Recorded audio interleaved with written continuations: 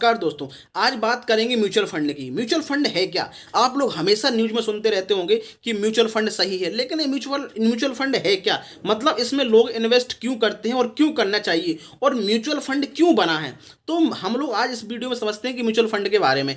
तो जब mutual fund की बात करते हैं, जैसा कि नाम से ही लग रहा है म्यूचुअल फंड, मतलब लोगों ने आपस में मिलकर एक फंड बनाया होगा जिसमें म्यूचुअल होकर बनाया हुआ है। तो वो क्या है? एक फंड है जिसमें सभी लोगों का, बहुत सारे लोगों का उसमें पैसा जमा है। अब ये म्यूचुअल फंड काम कैसे करता है? म्यूचुअल फंड में लोग पैसा इन्वेस्ट करते हैं और ये जो पैसा है, जो म्यूचुअल फंड है, ये पैसा शेयर मार्केट में लगाता है। म्यूचुअल फंड क्या करता है? ये जो पैसा है ये शेयर मार्केट में लगाता है, लेकिन क्या लोग खुद नहीं लगा सकते शेयर मार्केट में? म्यूचुअल फंड की क्या आवश्यकता है? बिल्कुल।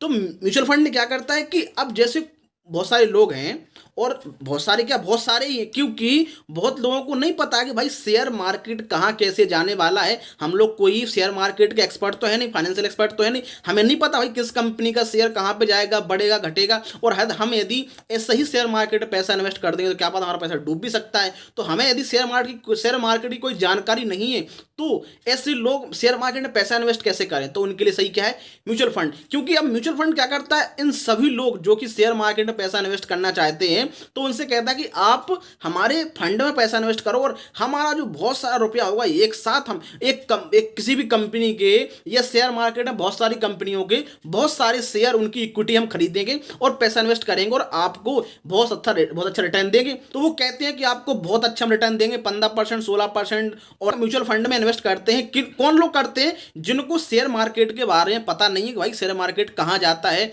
और कैसे हम उसको पहचाने किस कंपनी का शेयर बढ़ रहा है। तो उनके लिए सबसे अच्छा क्या है कि म्यूचुअल फंड में जाए। देखो, पैसा आपका ओवरऑल जाना स्टॉक मार्केट में, शेयर मार्केट में, चाहे आप यदि बैंक में भी जमा करते हो, सेविंग अकाउंट करवाते हो, एफडी करवाते हो, तो वो पैसा भी बैंक किसी कंपनी का स्टॉक खरीदता है, शेयर मार्केट में पैसा लगाता है, तो ओवरऑल जाता पैसा वहीं पर है शेयर मार्केट में। ठीक है। अब जैसे किसी व्यक्ति को मान लो जानकारी नहीं है शेयर मार्केट की, वो नहीं जानता कि पैसा इन्वेस्ट कैसे करना है और क्या पता उसका पैसा डूब जाए, तो भाई उसके पास तो कोई, यदि वो किसी एक्सपर्ट से यदि उससे पूछता भी है कि भाई हम किस कंपनी में करें, तो उसकी बहुत सारी फीस होगी, वो कैसे देगा? क्यों? तो अब चूंकि उसको बड़े पैमाने पर पैसा जमा करना नहीं, उसको कम ही पैसा जमा करना है। ठीक है। आपको 1000 रुपये करना है, किसी को 2000 करने हैं, महीने भर के 2000 करने, तो वो काय को शेयर मार्केट में करेगा? तो उसको चार्ज भी देना पड़ेगा। तो इससे अच्छा है कि यार शेयर उसमें म्यूचुअल फंड करवा लो, और हमें पता भी नहीं है भाई शेयर मार्केट के कंपनी का शेयर जा रहा है, तो म्यूचुअल फंड में पैसा डाल देते। ये म्यूचुअल फंड का पैसा जानता है आपका कहाँ पे जाता है? शेयर मार्केट में।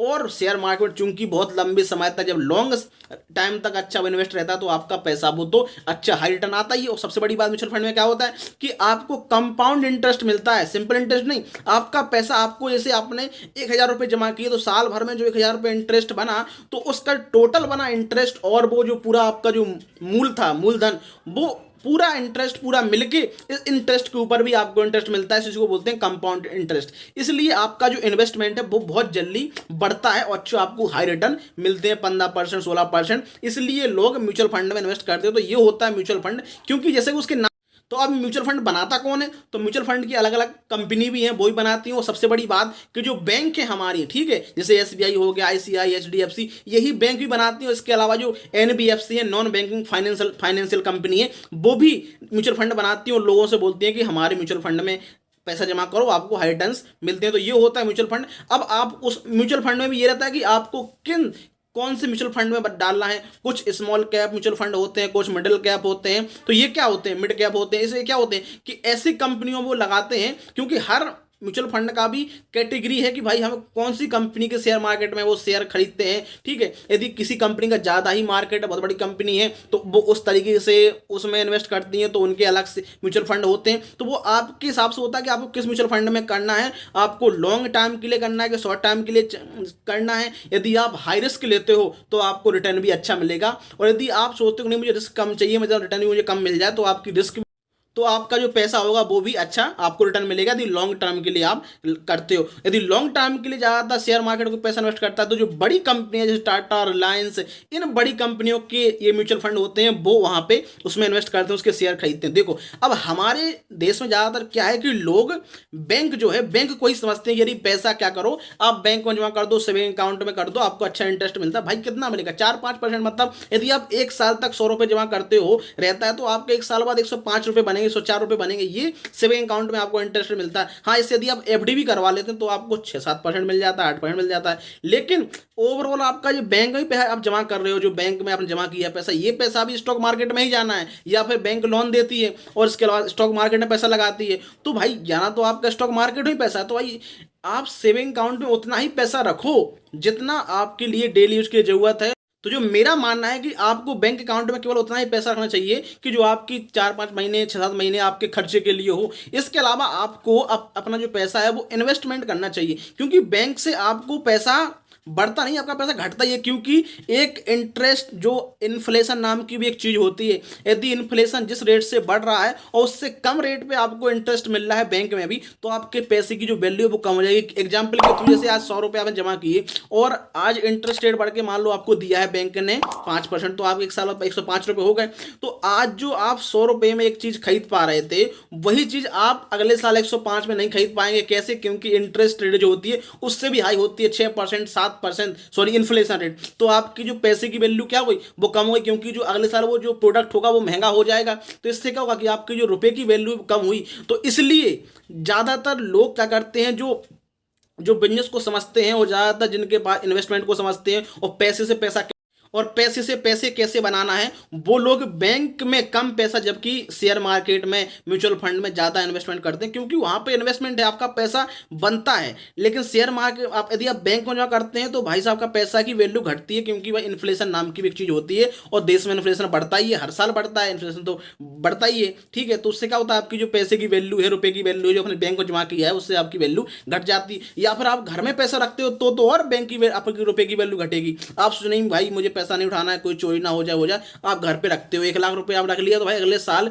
जो इस साल जो 1 लाख रुपए में चीज आनी थी वो अगले साल उस 1 लाख में नहीं आई, क्योंकि इन्फ्लेशन रेट बढ़ जाएगी और आपके रुपए की वैल्यू कम हो जाएगी। तो इसलिए लोग इन्वेस्टमेंट करते हैं। तो अब म्यूचुअल फंड में आपको जमा करना है या शेयर मार्केट में डायरेक्ट जमा करना है? पैसा जाना है शेयर मार्केट में, चाहे आप म्यूचुअल फंड में करो तब भी। अब म्यूचुअल फंड उन लोगों के लिए है जिन लोगों को शेयर मार्केट में पैसा इन्वेस्ट करना नहीं आता है, आपको नहीं पता किस कंपनी के शेयर बढ़ेंगे घटेंगे, आपको शेयर मार्केट की कोई भी जानकारी नहीं है, आप एक्सपर्ट नहीं है, तो लोग पैसा म्यूचुअल फंड में इन्वेस्टमेंट करते हैं। और वो इन्वेस्टमेंट जो म्यूचुअल फंड कंपनी होती है, जो फंड होता है, वो आपका पैसा शेयर मार्केट में लगाता है। बड़े पैमाने पर किसी कंपनी के इक्विटी खरीदता है, हिस्सेदारी खरीदता है, बड़े बड़े बहुत सारे शेयर खरीदता है, और बहुत जब लॉन्ग टाइम तक वो रहते हैं तो उस शेयर की कीमत बढ़ती है, शेयर मार्केट बढ़ता है, तो जो फंड में पैसा लगाया वो पैसा ही बढ़ जाता है। तो इसी प्रकार से जिन लोगों ने म्यूचुअल फंड में पैसा लगा दिया है तो उनका पैसा भी, उनको हाई रिटर्न्स मिलता है, अच्छे पैसा मिलता है। इसलिए आप लोग ज़्यादातर, यदि आपको पैसा, मान लो ये सोचो कि नहीं मुझे घर पे रख के पैसा रखना है, तो आपका पैसा घट ही रहा है। ये तो सोचो कि आपका इन्फ्लेशन के साथ साथ जो इन्फ्लेशन रेट है